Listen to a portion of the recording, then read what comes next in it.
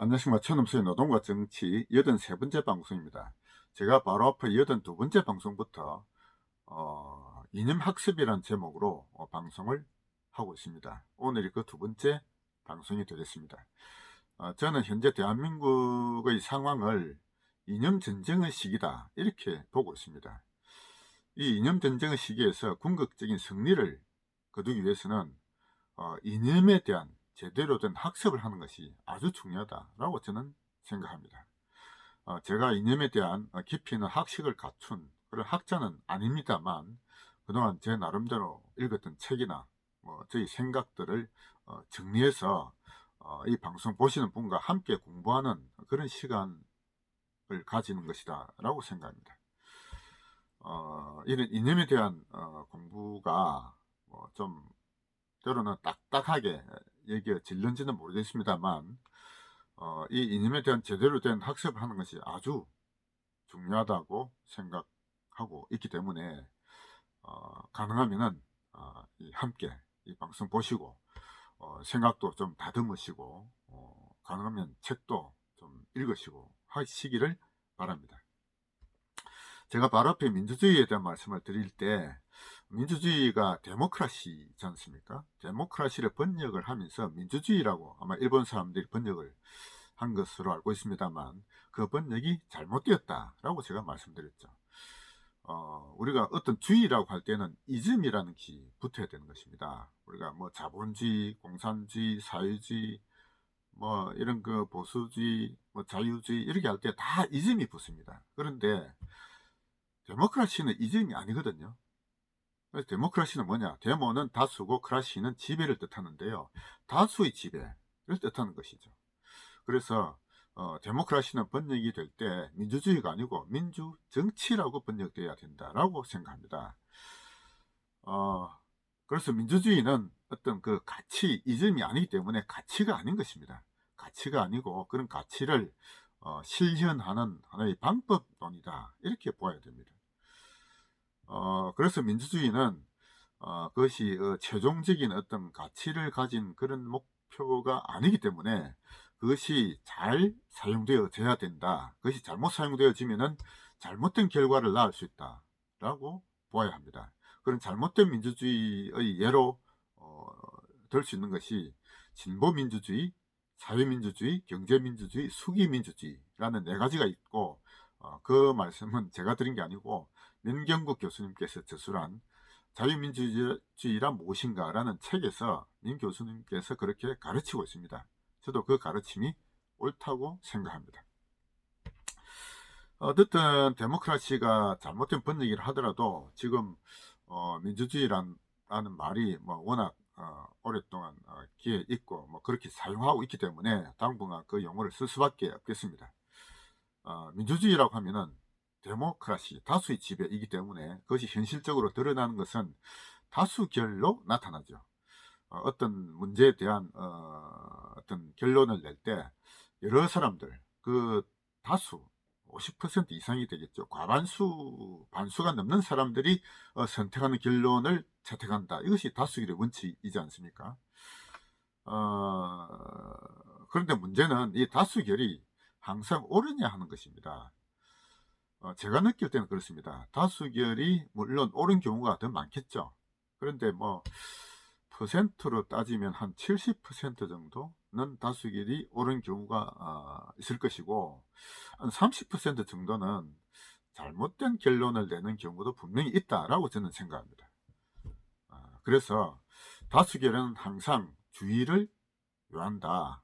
과연 이것이 옳은 결론인지 옳지 못한 결론인지를 다시 한번 곰곰이 따져봐야 된다라는 것입니다. 오늘 이 방송에서는 다수결이 옳은 결론이기 위한 조건을 말씀드리도록 하겠습니다. 저는 다수결이 옳기 위해서는 두 가지 조건이 필요하다고 봅니다. 그 두 가지 조건은 정보를 전달하는 정보 제공자와 정보 매개자가 어떤 편견 없이 균질하게 제대로 정보가 전달돼야 된다. 그러니까 정보 전달하는 방향에서 그 정보가 왜곡되지 않아야 된다라는 것이고 첫째 그 조건이 될 것이고요. 두 번째 조건은 그 정보를 받아들이는 정보 수령자가 나름대로 판단을 해야 되는데, 그 정보 수령자의 어떤 수준이라 그럴까요? 지적 수준, 학습 수준, 이것이 고르게 어느 정도 수준이 동질적이 균질해야 된다라는 조건이, 두 가지 조건이 다 충족돼야 된다고 생각합니다. 그런데 현실적으로 두 가지 조건 모두 현실적으로 충족되기가 거의 어렵죠. 따라서 다수결은 항상 문제를 내포하고 있다, 이렇게 저는 봅니다. 항상 그것이 옳은지 그런지를 다시 따져보아야 된다라고 생각하는 것이죠. 정보가 최종 정보 제공자부터 정보 수령자까지 전달될 때는 중간에 정보를 매개하는 매개자가 있습니다. 보통 정보를 생산하는 자는 현실적으로 보면은 뭐 가장 큰 정보를 생산하는 자가 정부죠. 정부가 가장 큰 정보를 생산하는 자고, 그리고 이제 각종 압력 단체가 또 정보를 생산할 수가 있을 겁니다. 그리고 그 중간에 언론들이 있죠. 언론이 정보를 매개하는 자들이다, 이렇게 봅니다만, 그 정보 생산자와 정보 매개자 모두 어떤 편견 없는 그런 위치를 가지고 있어야 되는데, 우리 현실은 그렇지 않다고 봅니다. 정보 생산자부터 이미 그 정보를 어떤 편견에 의해서 취사 선택을 하고 있습니다. 뭐 거의 그렇다고 봐야죠. 그리고 정보 전달하는 그 언론도 그걸 제대로 객관적으로 전달하지 않고 있다 봅니다. 따라서 마지막에 우리 일반 대중인 우리 정보 수령자는 그 두 가지의 그 바이어스된 편향된 그런 정보를, 아주 굴곡된 정보를 우리는 받고 있다, 이렇게 보는 것입니다. 그래서 정보 수령자인 대중들의 어떤 수준, 정보를 제대로 판단하고 그런 어떤 바이어스, 편견을 교정할 수 있는 그런 학습 수준이 요구되는 것입니다.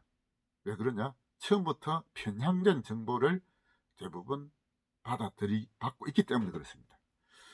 여기서 다시 한번 어떤 정보 수령자, 우리 대중의 학습이 아주 중요하다라고 생각하는 것입니다.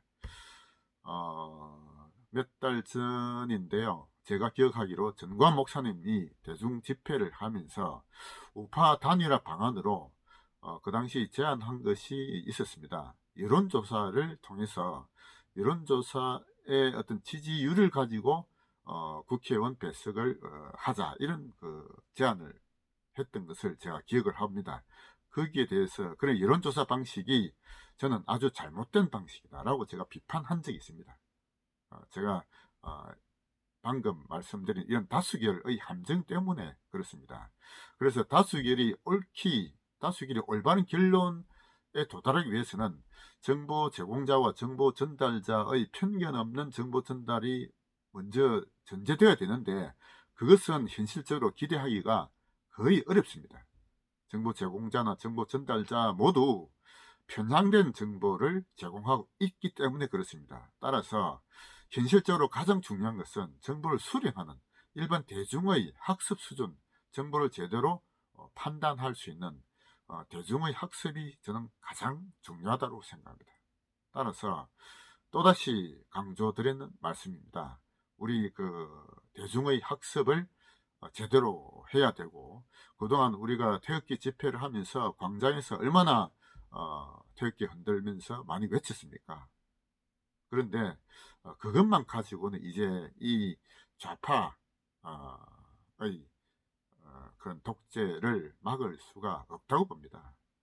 우리 대중의 어떤 수준, 학습을 높여야 되겠다라고 생각합니다. 예.